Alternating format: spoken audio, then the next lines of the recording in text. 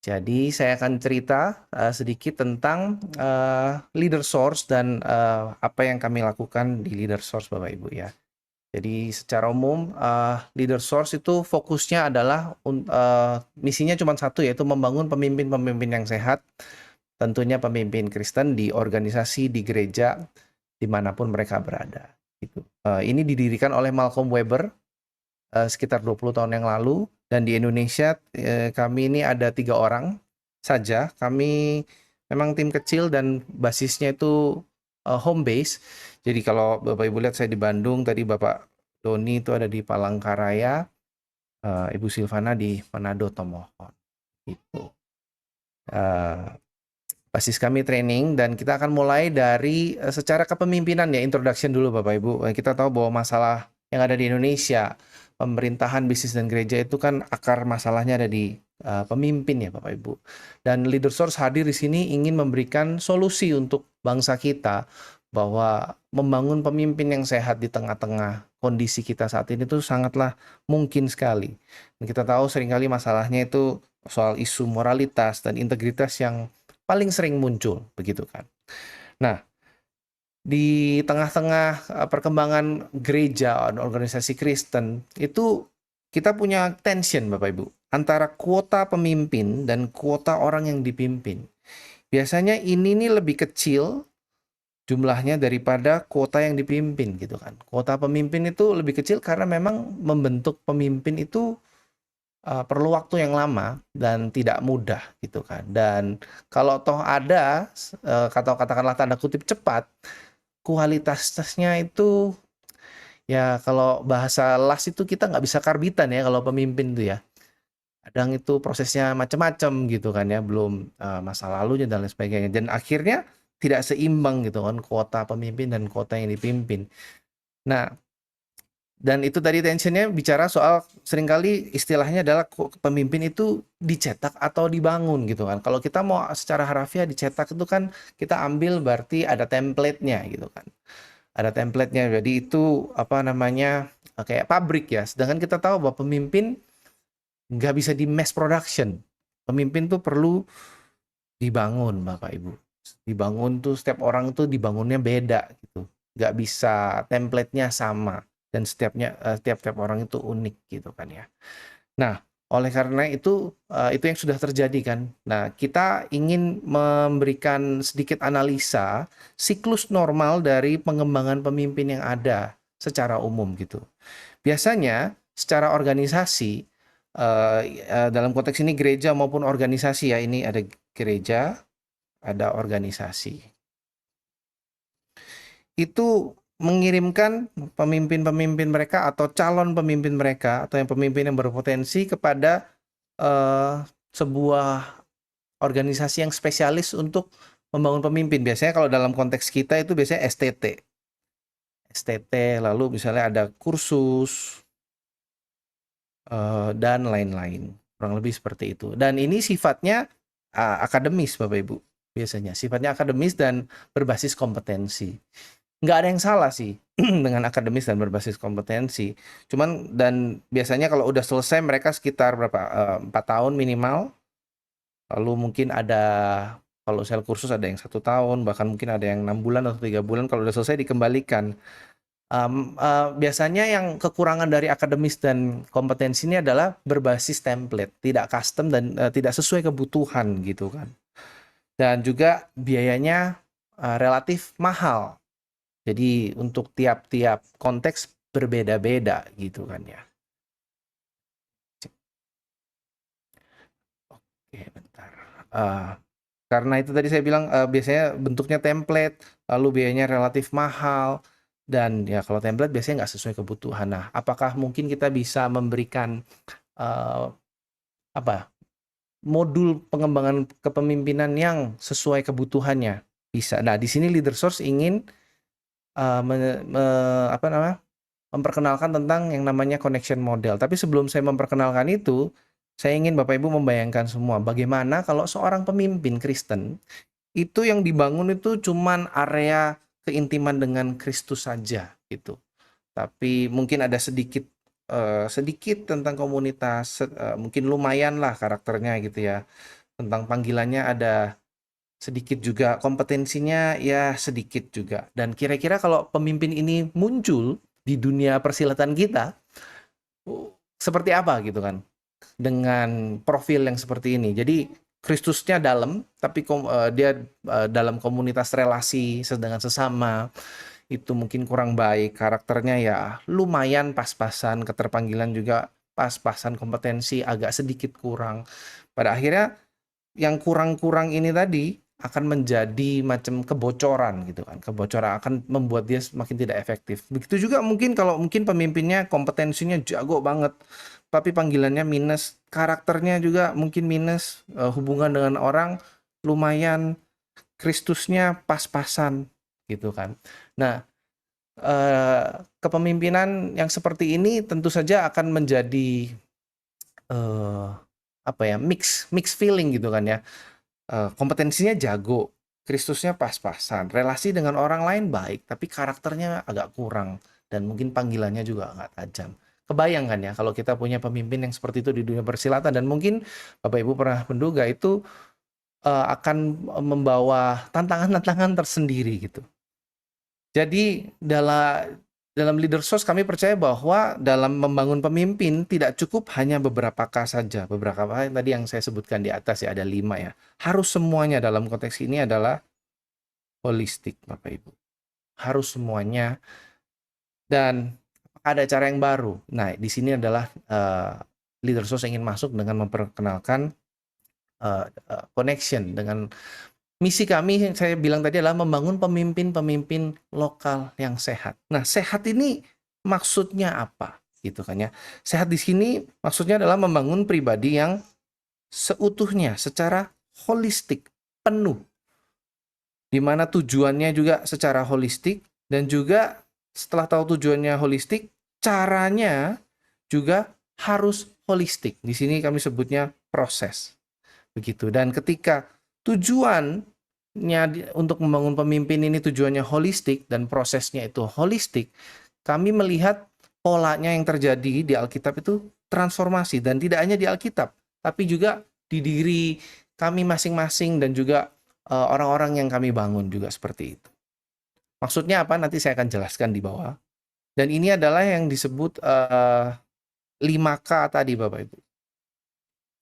Ini model connection model. Connection model, Bapak Ibu. Kami percaya bahwa pemimpin itu harus dibangun dasarnya yang pertama adalah Kristus. Seringkali kita kalau dengar model pengembangan pemimpinan yang paling terkenal itu adalah John Maxwell. Dan saya sangat respect sama John Maxwell. Saya belajar banyak dari beliau. Dan walaupun nggak secara langsung ya, baca bukunya gitu. Dan ikutin kursusnya dan lain sebagainya. John Maxwell seringkali menekankan itu ada di sini. Bentar. Seringkali ada di karakter. Nah, tapi kalau di Leader Source kami percaya bahwa fondasi untuk pemimpin yang sehat itu bukan startnya dari karakter, tapi startnya dari Kristus. Nah, dari Kristus inilah, setelah fondasinya kuat, maka hubungan dengan sesama, baik keluarga maupun non-keluarga, dan overflow-nya itu adalah karakternya bertumbuh di dalam komunitas, kompetensinya juga, dan panggilannya juga bertumbuh di dalam komunitas, dan itu dasarnya dari Kristus, dan ada akhirnya dilakukan bersama-sama dan untuk Kristus. Itu adalah tujuan yang holistik, deskripsi singkatnya. Nah, lalu ini kami sebut sebagai 4D atau 4 dinamika. 4 dinamika ini maksudnya apa? Ini adalah prosesnya. Maksudnya gimana? Saya akan jelaskan singkat dulu di sini, nanti detailnya akan di bawah. 4 dinamika ini ada di dinamika spiritual, eksperiensial, ada relasional, dan instruksional. Jadi ketika tujuan yang holistik tadi dilakukan dengan cara yang holistik ya di 4D ini, maka akan terjadi transformasi. Nah, penjelasan sedikit tentang 5K atau 5C dan 4D, yaitu Christ, Community, Character, Calling, Kompetensi. Di sini adalah maksudnya area pertumbuhannya. Dan kenapa kok harus fokus ke semua 5C? Tadi Bapak Ibu, teman-teman dengar kan bahwa kalau kita cuman bangun Christ-nya saja, tapi kompetensi enggak, nanti over spiritual gitu kan, di spiritualisasi semuanya. Tapi kalau karakternya juga kurang, nanti minus. Tapi kalau cuman karakternya aja, tapi nggak ada Kristusnya, callingnya juga kurang. Nah, kita kebayang gitu kan ya. Jadi harus semua 5C. Kenapa? Karena manusia itu sangat kompleks. Satu kategori saja nggak cukup untuk dikembangkan. Analoginya adalah sport science. Teman-teman mungkin ada yang suka sepak bola atau enggak, tapi kalau saya suka sepak bola, saya pakai analogi sport science. Jadi sekitar tahun 2003, tim nasional Jerman, PSSI-nya itu melakukan uh, pendekatan holistik dalam sport science di sepak bola. Pengembangan anak-anak mudanya. Itu mereka percaya bahwa physical dan technical saja itu tidak cukup. Physical itu apa? Jadi VO max-nya, larinya, stamina, terus loncatnya itu nggak cukup. Technical itu shooting, passing, dribblingnya juga nggak cukup kalau cuma dua itu aja. Perlu didukung namanya nutrisi, psikologi, dan ada yang namanya fisiologi juga. Oleh karena itu pemain seperti kalau kita tahu Cristiano Ronaldo itu bisa main sampai sekarang usia sekitar 38 ya kalau nggak salah. Dan itu masih sangat fit sekali. Itu karena sport science yang holistik. Nah, kalau sport science saja holistik, Bapak Ibu semuanya teman-teman, bagaimana dengan kita mengembangkan pemimpin? Nggak bisa cukup hanya Kristus saja.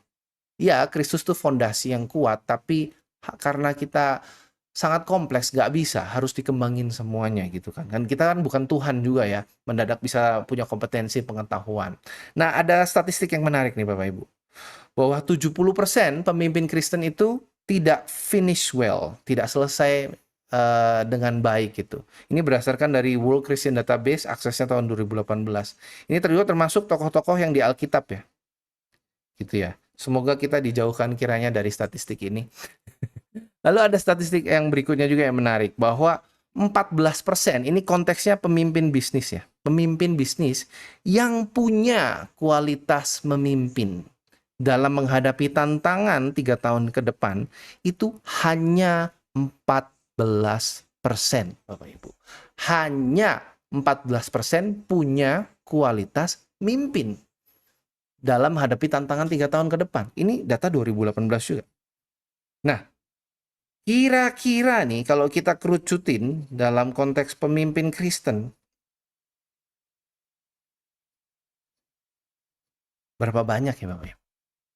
Saya kok serem lihatnya ya, 14%. Dengan era yang AI sekarang kayak gini, terus LGBTQ+, di mana-mana menggila di Amerika, tinggal hanya masalah waktu masuk ke Indonesia, ateisme. Kira-kira kalau kita nggak memperlengkapi pemimpin Kristen secara holistik, tidak hanya Kristus saja dan nggak hanya kompetensi saja, siap nggak kira-kira kita menghadapi negara kita ini untuk Gen Z berikutnya, milenial yang sudah juga dalam posisi siap-siap transisi gitu kan. Nah gitu. Itu tadi 5K. Sekarang saya mau coba jelasin dikit tentang 4D-nya, 4 dinamikanya. 4 dinamika yang disebut proses. Secara spiritual, 4 dinamika spiritual ini, dinamika spiritual ini hubungannya adalah berhubungan dengan hubungan dengan Tuhan, keintiman, kehidupan doa. Dan ini bicara soal kuasa transformasi Roh Kudus. Dinamika relasional itu bicara dengan hubungan dengan senior, junior, keluarga juga. Itu bicara soal kuasa transformasi hubungan. Dinamika eksperiensial itu bicara soal challenging assignment. Kalau kita sebagai pemimpin pada saat dibentuk sekitar mungkin 10-15 tahun yang lalu, kita ingat bahwa ada banyak sekali assignment, tugas-tugas yang menantang yang mentor kita berikan kepada kita, yang kita rasa pada saat itu tidak bisa. Tapi mentor kita percaya sama kita, sehingga dia tetap memberikan tugas itu yang menantang itu, dan akhirnya kita bisa melewatinya. Oh, ternyata bisa gitu ya. Dan itu adalah dinamika eksperiensial. Ini saya paling suka secara pribadi. Dan juga diversity of learning opportunities, variasi kesempatan belajar, bicara soal kuasa transformasi dari tindakan, sifatnya praktikal dan pengalaman, experiential learning. Nah, instruksional ini adalah yang sering kita pakai. Bicara soal materi, kurikulum, konten, pengetahuan, buku, kursus, video, dan lain sebagainya. Dan konteksnya ini kuasa transformasi firman Tuhan yang disampaikan lewat berbagai macam bentuk pengetahuan. Lalu ini tadi 5C 4D, kalau 5C atau 5K tadi ketika dilakukan tujuan holistik dengan cara yang holistik, maka transformasi, dan itu adalah connection model. Nah, connection model ini juga dapat digunakan untuk mapping pengalaman masa lalu leadership kita. Tujuannya apa kita mapping itu? Untuk kita bisa dapat model pengembangan pemimpin, prinsip-prinsipnya yang kita bisa pakai untuk kembangin diri kita di masa sekarang. Dan juga orang lain di masa sekarang dan masa depan. Ini juga masa sekarang dan masa depan. Nah, pada saat nanti Bapak Ibu mengikuti training Building Healthy Leaders secara umum, itu yang akan dipelajari adalah seputar soal menjadi pemimpin yang sehat, pemimpin yang berpusat pada Kristus, bagaimana menjadi pemimpin yang sehat, melakukan evaluasi 5K, dan belajar membuat desain pertumbuhan. Nah, tapi itu kan masih spoilernya Bapak Ibu ya. Jadi saya mau fokus dikit ke yang ini nih, mapping pengalaman masa lalu leadership kita. Saya mau kasih contoh praktisnya connection model itu seperti apa. Ini adalah punya saya secara pribadi, perjalanan hidup saya, perjalanan kepemimpinan saya usianya 42 tahun. Nah, saya akan jelaskan sedikit demi sedikit setiap kategori, setiap dinamikanya. Mohon bersabar Bapak Ibu dengan saya, ngikutinnya. Udah ke-zoom belum ya? Oh ya.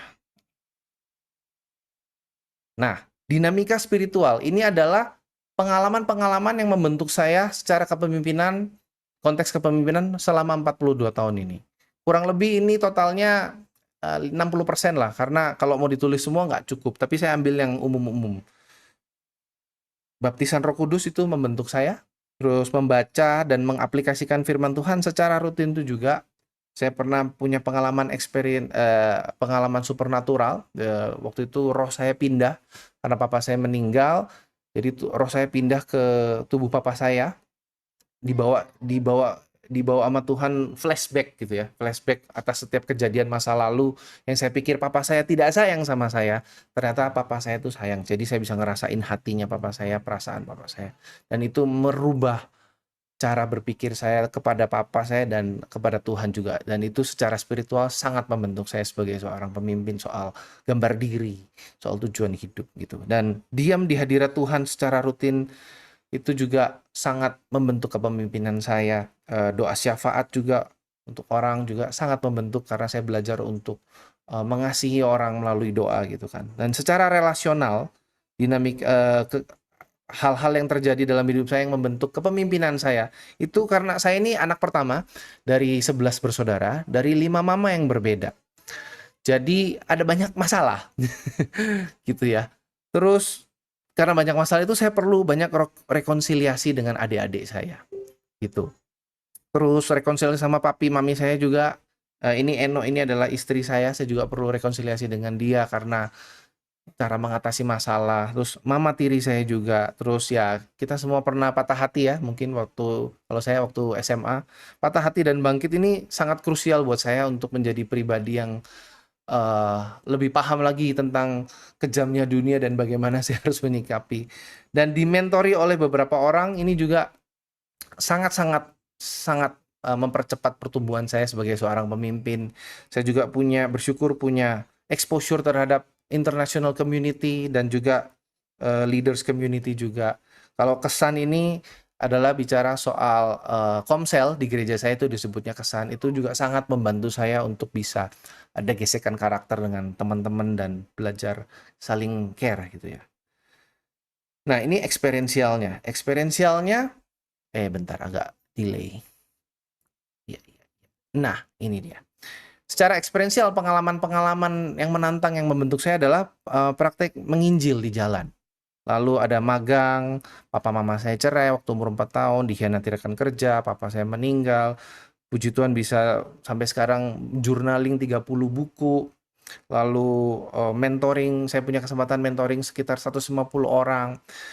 Nggak langsung semuanya tentunya ya, gagal bisnis, mengaplikasikan apa yang saya pelajari dari buku. Lalu saya punya pengalaman 26 tahun memimpin anak-anak muda dan yang Gen X juga. Memimpin bisnis juga pernah 8 tahun, 13 tahun kerja di organisasi Kristen. Itu adalah salah satu pengalaman-pengalaman menantang yang membentuk saya sebagai pemimpin. Nah, yang terakhir, instruksional. Ini saya memberikan contohnya detail karena supaya Bapak Ibu bisa dapat gambaran gitu ya, connection model ini nantinya seperti apa. DKHB ini adalah pemuritan dasar di gereja saya. S1 Maranatha kuliah itu juga membentuk pola berpikir saya. YWAMPER itu juga membentuk gambar diri saya. Ada banyak hal sih. Terus Bible Study Group, maaf ini jadi coret-coret. Membaca buku, saya udah baca buku sekitar ada 50 Kristen maupun non-Kristen dan mengaplikasikannya, ikut kursus dan workshop.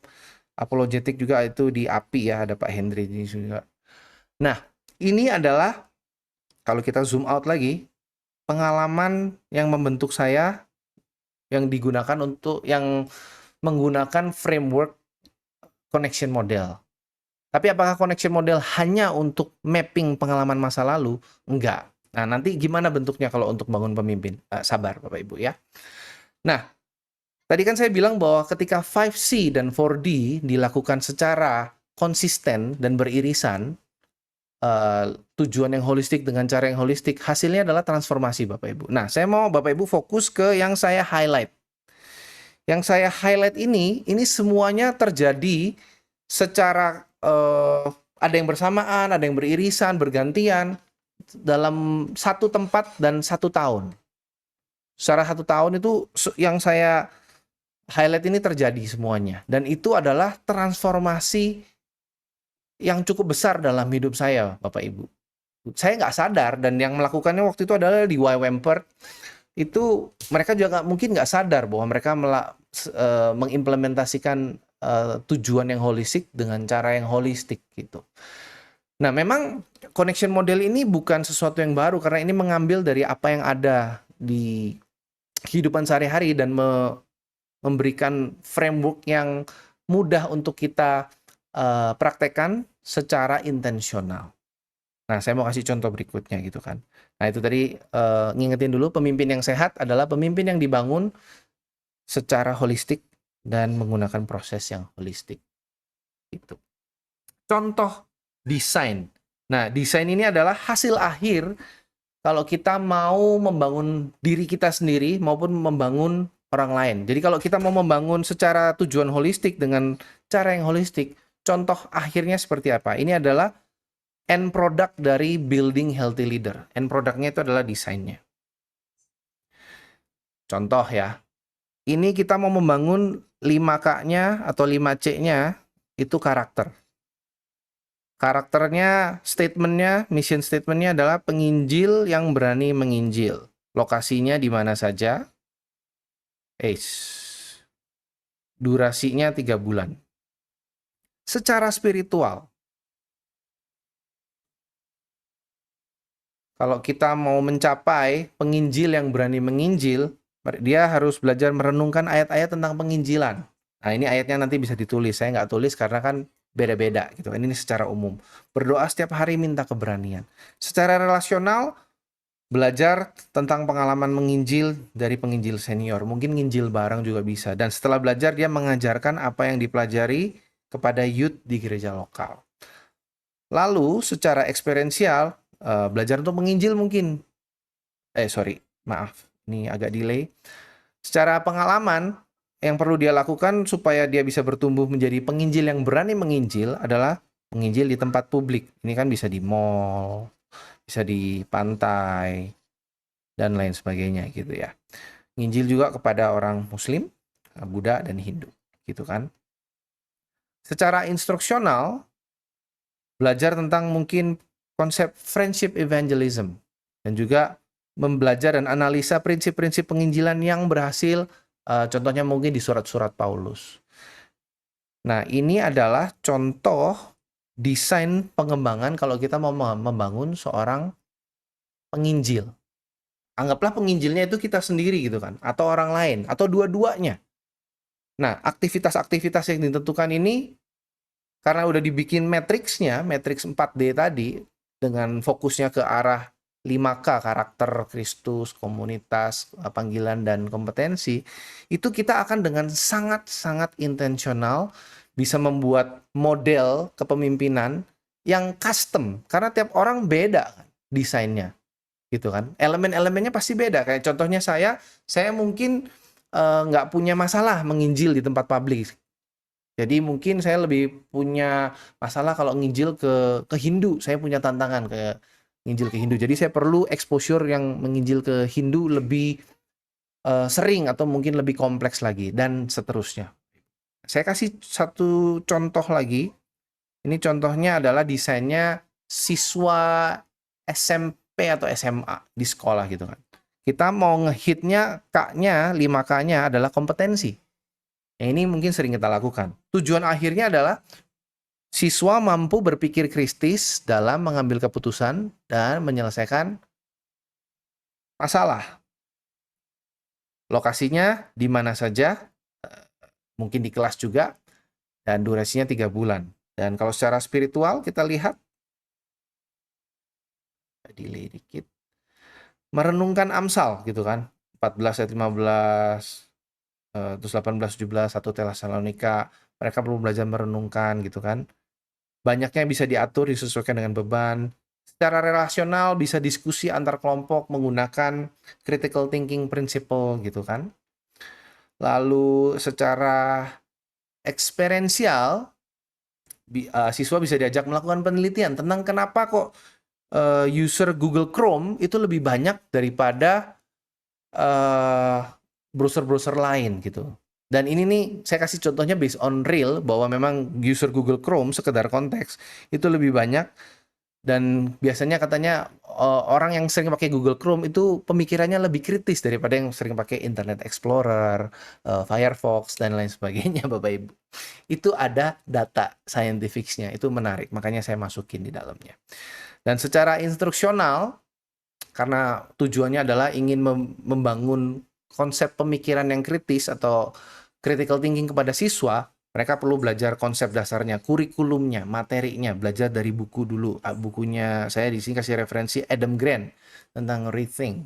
Juga mungkin belajar tentang Asking 5 Why dari YouTube. Kan kita tahu bahwa critical thinking salah satu basisnya adalah bertanya kenapa 5 kali gitu. Dan mungkin bisa tambahin satu lagi di Alkitab.